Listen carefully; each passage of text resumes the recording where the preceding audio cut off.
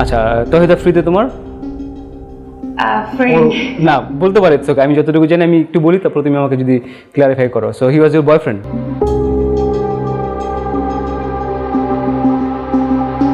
এই যে বিভিন্ন মেয়েদের সাথে ওর সম্পর্ক আছে, এবং মুনিয়া নামে যে একটা মেয়ে আছে ওর সাথে ওর সম্পর্ক, মানে ইনডিরেক্টলি ও আমাকে ভর্তার হুমকি দেয়। এরকম একটা ইনবক্স আমার কাছে আসছে, কিন্তু সেটা নায়ককে নিয়ে না, তোমার মামাকে নিয়ে। আফ্রিদিকে নিয়ে তোমার একটা গুঞ্জন ছিল, হি প্রপোজড ইউ না? আফ্রিদির সাথে প্রথম পরিচয় আমার ওর শোতে গিয়ে। আজ এমন কিছু তৌহিদ আফ্রিদির বিরুদ্ধে শেয়ার করব যা আপনারা কখনোই চিন্তাও করতে পারেননি। ভিডিওটি শেষ পর্যন্ত না দেখলে আজকে অনেক কিছুই মিস করতে চলেছেন তৌহিদ আফ্রিদির। এদিকে কন্টেন্ট ক্রিয়েটর তৌহিদ আফ্রিদির বিরুদ্ধে এবার একের পর এক অভিযোগ থাকলেও এবার তৌহিদ আফ্রিদির নানান কুকর্ম এবার একের পর এক বেরিয়ে আসছে। সম্প্রতি সোশ্যাল মিডিয়ার সূত্র ধরে জানা যায়, আফ্রিদি বিয়ের আগেই অনেক মেয়ের সাথে শারীরিক সম্পর্ক করে মেয়েদের গোপন ভিডিও করে মেয়েদেরকে ব্যবহার করেছে। তৌহিদ আফ্রিদিকে ঘিরে এমন সাক্ষ্য দিয়েছেন এক নারী। অসহায় সেই নারী বলেন, তৌহিদ আফ্রিদি বিয়ের কথা বলে শারীরিক সম্পর্ক স্থাপন করে মেয়েটির সঙ্গে, এবং একটি সময় ফুলের মধু খাওয়া শেষ হলে বাবার টাকা, অহংকার ও ক্ষমতার দাপটে সেই মেয়েটিকে রাস্তায় ছুঁড়ে মারেন তৌহিদ আফ্রিদি।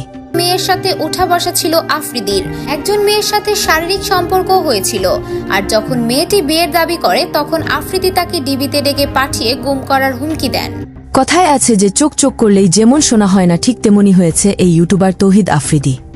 এছাড়াও আফ্রিদির ছোট ভাই এবং বন্ধু সমতুল্য কলিজার ভাই ছিলেন রাহি। এই রাহিয়েকেও ট্র্যাপে ফেলেছিলেন আফ্রিদি, এমন অভিযোগ করেন ভিডিও মাধ্যমে এই রাহি।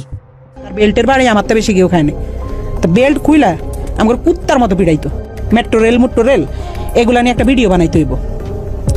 এ কথা বলে আমারে বলতে যে তোলাই ভাইয়া কিছু টাকা পাঠাইতে।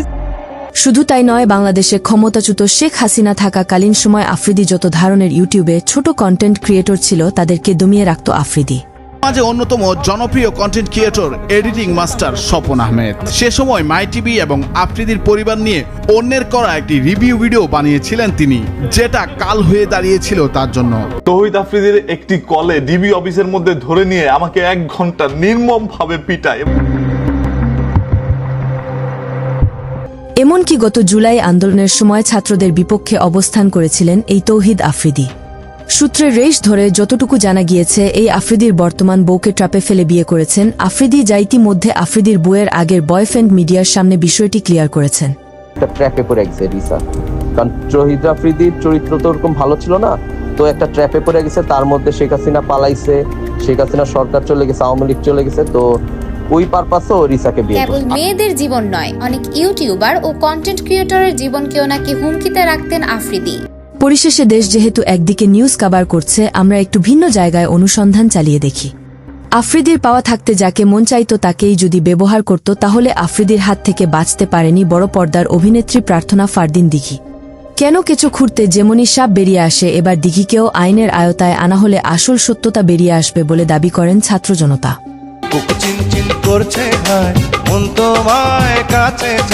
তৌহিদ আফ্রিদির সাথে আমি সবসময় আমার খুব ভালো বন্ধু ছিল, এখনো আমার ভালো বন্ধু। আসলে বন্ধুত্বের কোনো সময় থাকে না যে এই সময় বন্ধু থাকবে পরে বন্ধু থাকবে না, সবসময় আমার বন্ধু।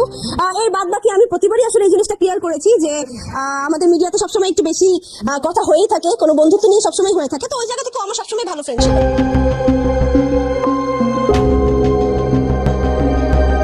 কেননা দিঘি ছিল এই তৌহিদ আফ্রিদির কলিজার বন্ধু, তারা একসাথে অনেক জায়গায় ঘুরতে গিয়েছে, যা দেখছে তাদের দর্শক। কিন্তু এই আফ্রিদি ও প্রার্থনা ফারদিন দিঘি যা দেখিয়েছে আপনাদের তাই দেখতে পেরেছেন, কিন্তু যা আপনাদের মাঝে শেয়ার করেনি, তাহলে বুঝে নেন তাদের মধ্যে কি ঘটেছিল।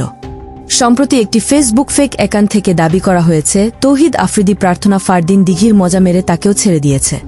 কেননা তাদের মধ্যে কিন্তু প্রেমের গুঞ্জন বারবার শোনা গেলেও তারা সেটা অস্বীকার করে এসেছে।